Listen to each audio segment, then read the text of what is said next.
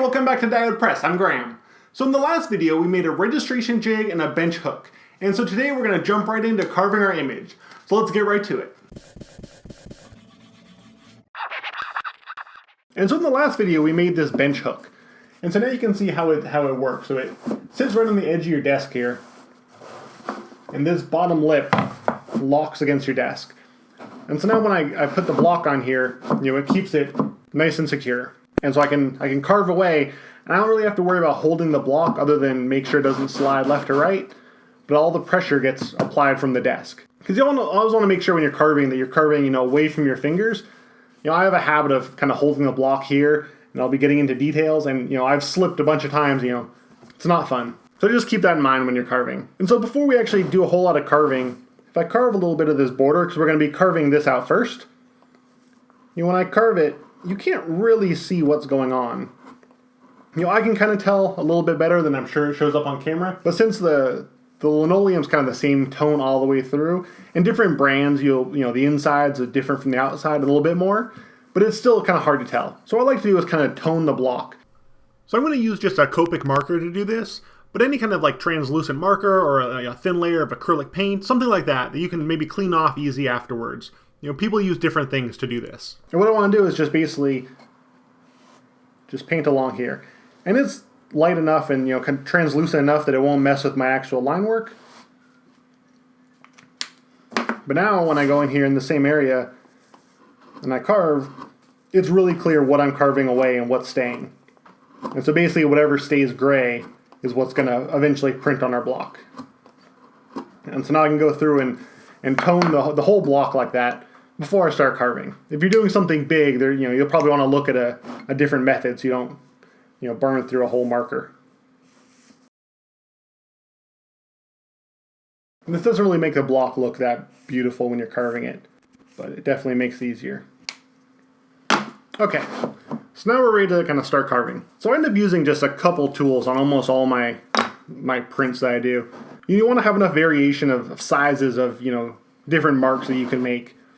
So I'll use like this size gouge, and you can see the size that it cuts out. And then this is a small v-gouge. It'll give you tiny little lines. So you really just want some variation in the marks you make. And it's up to you. You can cut this out really cleanly and make like almost like a stamp type of print where it's very clean, or you can leave lots of this what chatter or whatever you want to call it, in between your groove marks, in between your gouge marks. And so when it prints, it'll have a lot of that texture. And so it's just kind of a stylistic thing. Some people love that, some people like it really clean. I usually go for kind of a cleaner look, but I'll probably leave some of that in here. So the first thing I'm going to do is carve out this outer area. And I don't have to really do a whole lot, I'm not doing any of this chatter or anything out here. I'm just going to clean it right up against this edge. So I'll probably start with a V-gouge and do the straight line on the inside here. Now I don't have to worry about keeping against that edge. I can just clean out this material, pretty quickly. And you want to carve deep enough that when you go to ink the block, you're not going to, pick up any of the lower levels, but you don't need to really gouge deep in there. And, some linoleum has like a fabric or like a mesh backing. You don't want to carve, all the way into that. Just enough so when you roll up the ink, it doesn't pick it up. So I'm just going to go through this process and just clean up the whole outer border.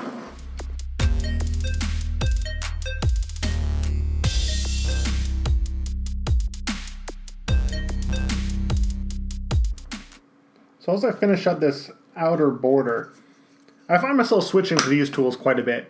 And these are from McLean Printmaking, and they're actually woodcut tools, but I've used them for wood and lino cuts for years and with no issues. One thing I do with these tools is I use a sharpening stroke on them. And so basically it's just a piece of leather mounted to a piece of wood. I think I also got this from McLean Printmaking. And it comes with this honing compound. You basically just apply it to the block. And then you match the angle that the tool's at and just run it across. And I kind of rotate it as I go, just so I get the whole cutting edge. And I'll maybe do like 15 or 20 strokes with each tool that I'm using. And you can tell when they start to get a little bit dull when you're carving it. It just doesn't go as smoothly. And this doesn't really sharpen it as much as just polishes the edge. And it'll make them just cut like brand new again. I mean, they won't do anything if you like nick them and get a chip out of there, but just for day-to-day, sharpening them up while you're using them, this works perfect. And then for the other tools, for the Dockyard Micro Tools, they don't come with it, you have to get it, this honing block, and it has markings along the edge for all the different size tools, and the tools match the profile. So this is the v-gouge 3mm, so there's a ridge up top for honing the inside, and then there's a flat channel for honing the outer edges. So same thing, I'll use this to hone these while I'm carving. It just keeps everything cutting smoothly and kind of makes your life easier. One thing I didn't mention when I was carving this was when I did the outer edge, I went a little bit deeper and cut out a little bit more material. So that way when I'm rolling on my ink, if my brayer is a little bit off, it doesn't pick up along this edge. Because I always end up getting a little bit of ink along this outer edge of my block. So I just carved that down a little bit extra. And now I'm going to move on to carving the inside and work on our main image. If you're going to carve out a border like this, you also have to kind of think about how it's going to look once it's carved out. Like if I go through and I just use the v-gouge and I cut a straight line, along this border, if I want to have any kind of like pattern or like chatter on the inside here, there's going to be a break all the way along this edge, which can look fine, but it's just something to think about if you want to have this hard edge along here, or if you want the border to kind of be incorporated into the pattern of the print. Because I think a lot of times my first reaction is just to go in and just kind of outline everything.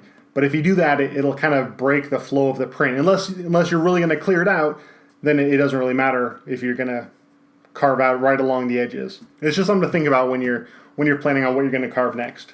And same with the direction of how you're carving. With this bowl, with these shadows and everything, I want to carve with the direction that the kind of shadows and the shape would go. So I don't think it looks so good if I started carving, different angles up here. And so I'll just carve along the shape of all these different leaves and the shape of the bowl. In the background, I'll probably kind of stick to something more straight like this.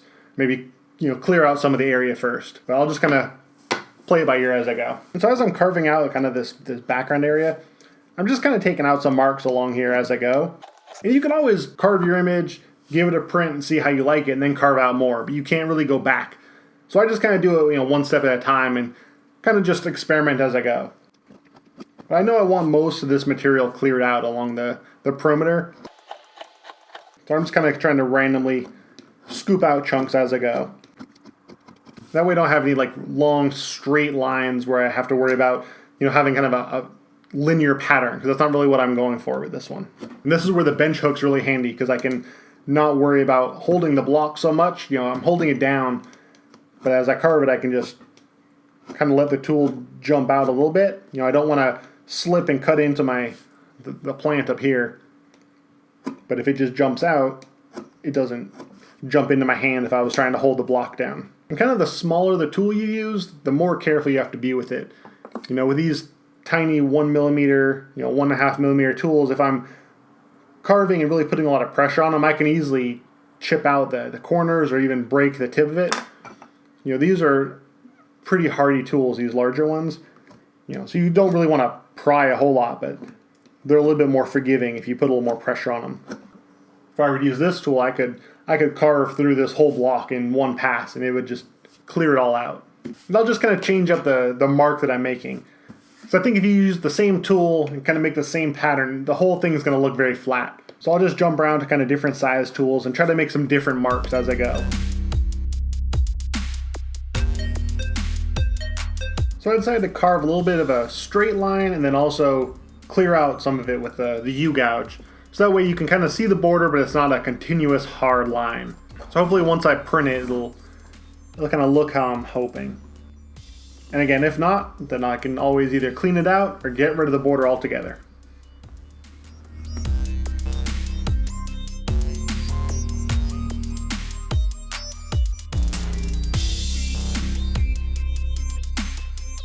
I think for this area, for these plants kind of coming up over here, I'm just going to outline them all, because I know I'm going to want to clear out around them so they kind of pop out from the background. I don't want a lot of chatter kind of around them. I'll just use the v-gouge and just go all the way along this outline. And you can kind of rock the tool back and forth a little bit, And if it's kind of sticking, that'll help get through some areas. The nice thing about linoleum versus like a woodcut is when you're carving it, if you want to stop, you can just stop your line, and if you just go against the grain with your finger, it breaks off and makes a nice clean cut. Whereas like a woodcut, it'll split along that grain if you try to peel up along it. So I'll come back after I get some more of this carved, and we'll see where it's looking like.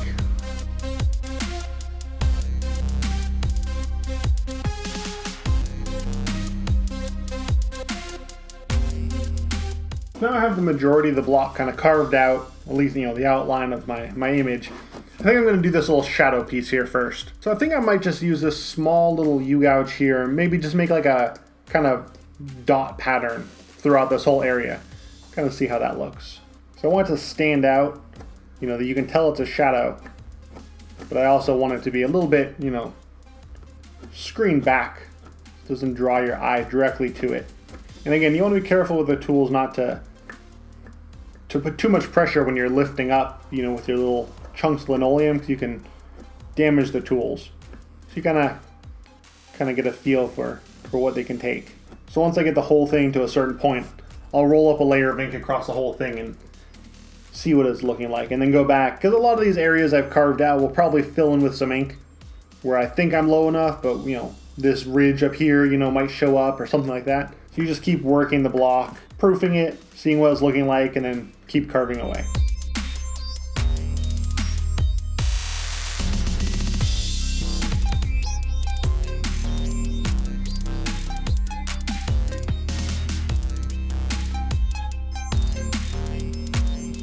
Alright, so there's one plane done, and one more to go.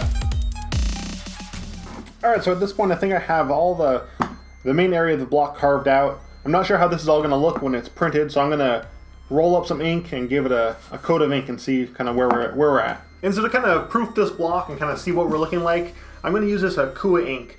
And it's, you can clean it up with soap and water afterwards, so it's really nice for doing proofing work. And I'll probably end up using it to print the actual edition as well.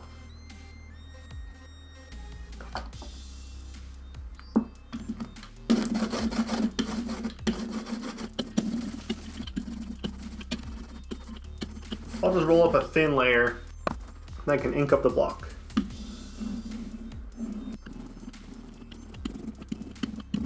And having this border makes it pretty easy to ink up too, because the roller always rolls along that outer edge, so you don't have to worry too much about it kind of dipping into low spots. So I'm just putting a real light layer across it. Alright, so I think that's pretty good. So I'll do some more carving on these outer areas, maybe clean up some more of this in here and take out some more of the background, but overall I'm pretty happy with it.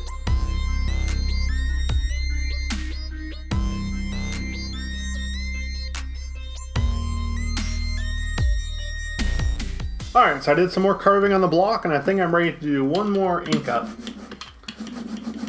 See how it's looking.